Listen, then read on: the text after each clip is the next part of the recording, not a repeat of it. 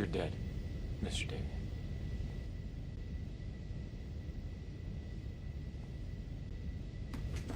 There are witnesses. That was you in the bathroom. And you're gonna tell us everything.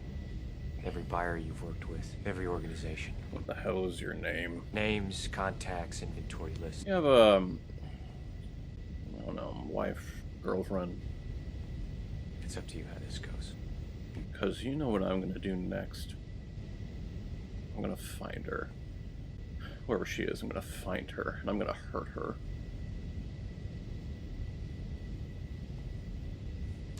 You were apprehended carrying details of the location of something codenamed the Rabbit's Foot. I'm gonna make her bleed.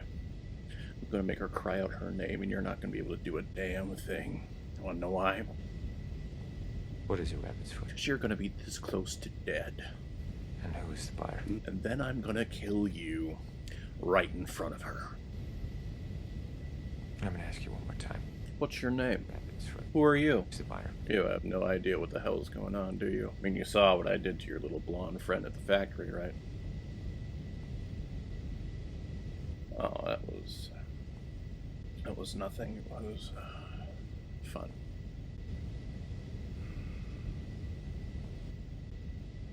It was fun.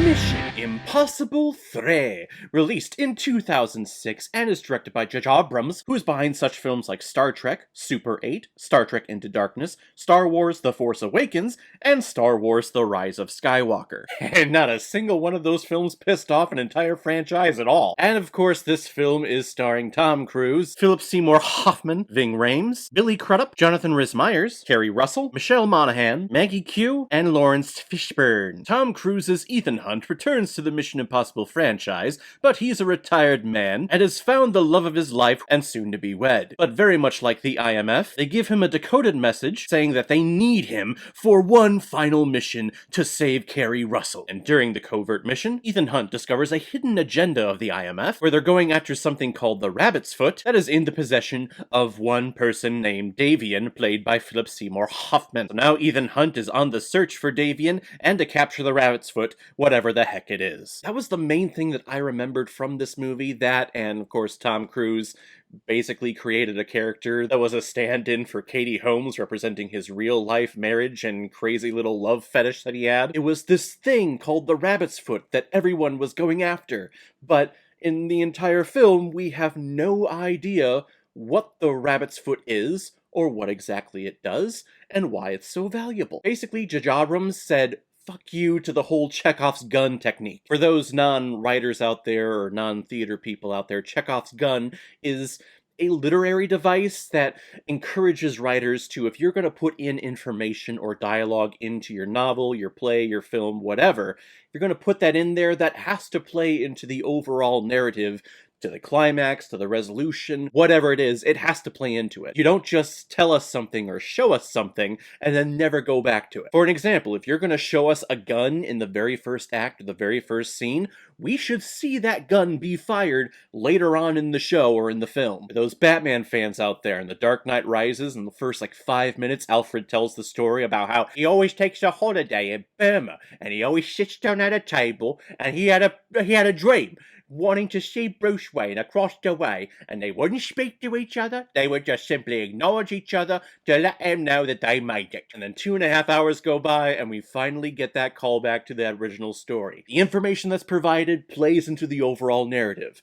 The Rabbit's Foot, we never see what the fuck this thing is. And there's a small part of me that appreciates that and likes that, because I like when artists and playwrights and novelists try to go against the grain, or they try to break the rules somehow, trying to do something different. I get it. The trouble, though, is when you try to break the rules, you better be a master craftsman at what you're doing, because if you break the rules, you're more than likely gonna fail. And I wouldn't say that that is a failure in this film, but there is a disconnect that I'm feeling from the overall tension and the overall stakes. If I don't know what the stakes are, I'm kind of sitting back thinking, okay, this is all kind of cool. I like the energy that we have here, but I'm not getting the overall effect of why this film is even taking place. Really, it's taking place to reintroduce Tom Cruise in a positive light to the main audience of the world. We all kind of thought Tom Cruise went off his rocker and was crazy. He appeared on Oprah and he was jumping up and down on the sofa talking about how much he loves this woman, Katie Holmes. And that's when the whole Scientology thing about him really hit mainstream, so a lot of audiences were like, Tom, you were just crazy. And at first trailers and first previews for this movie, I remember thinking, oh my god, he's trying to put in a stand-in for Katie Holmes.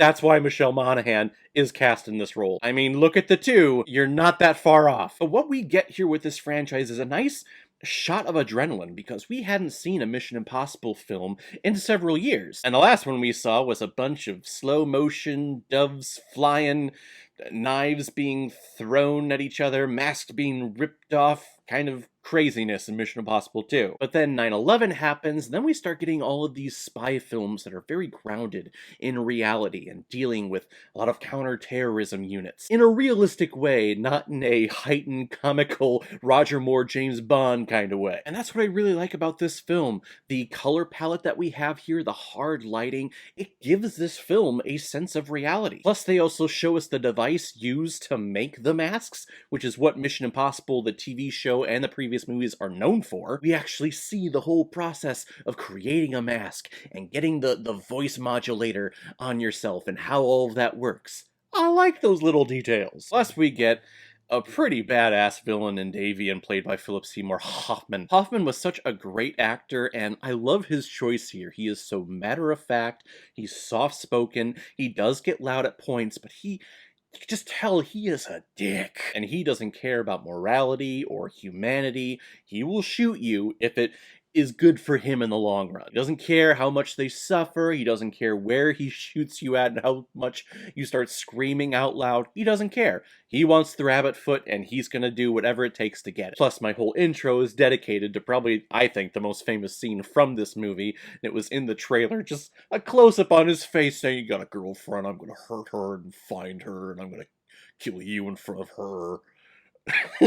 Now, this is not the Mission Impossible style film that I think we are accustomed to nowadays when it came to Ghost Protocol, Rogue Nation, and Fallout, whereas those films are advertised around Cruise doing some crazy frickin' stunt himself. This one doesn't really have that. Really, the biggest stunt that he does is he runs through the entire movie. And my god, you've never seen a better runner in films. Tom Cruise's Twitter page says running in film since 1981, and here is the reason why he's known for that. Several weeks ago, I reviewed Chariots of Fire. I wish Tom Cruise was in that movie to teach them how to run. This movie is a great launching point for a franchise that is now extremely popular, and the films that we've gotten recently in the franchise are mind-boggling awesome. Is this film a standout at all? Not really. I've only seen it a couple of times before this time reviewing it for this channel, and I couldn't really tell you what happened in the movie or why the movie was happening. I only remember little bits and pieces about the story and the characters. Actually, I remember falling asleep a couple of times before watching this. Plus, there is one shot in the movie, and it was also in the trailer, where this F-14 fighter jet or whatever fires a missile at a bridge, and it blows up a truck. Tom Cruise is running towards the camera, and the missile is coming in this way, hits the truck, but instead of Tom Cruise, whose momentum is going forward towards the camera, he somehow gets pushed from the blowback, pushed to the side into a car. And I never understood the physics behind that. You're coming here, and the bomb goes off behind you. Shouldn't it, like, jump you forward towards the camera, not off to the side? I don't know. Maybe I'm wrong on that. If there are any Scientists out there who watch this movie, please comment below and let me know that I'm wrong, or am I right in my suspicion. The movie is a great reintroduction of this character into this world, into a more grounded reality, into the culture and into the society that we were in and are still in a little bit from the past events of 9/11. And without this movie, we don't get awesome films like Ghost Protocol, Rogue Nation, and Fallout, and soon to be Mission Impossible 7 and 8. I'm gonna give Mission Impossible 3 4 out of 5 Blu-rays. I like it a lot. Alright everyone, now comes my favorite part of my videos where I pick which movie I'm going to be watching next, and the next one is a PayPal recommendation from two of my biggest supporters on this channel, Mr. and Mrs. Rusted Beetle. I can't tell you guys enough just how much I appreciate your support and your contributions to me. You guys recommended a film called Sense and Sensibility, a movie that I know is nominated for a couple of Oscars. I believe this is 1995, in the mid-90s, somewhere in there.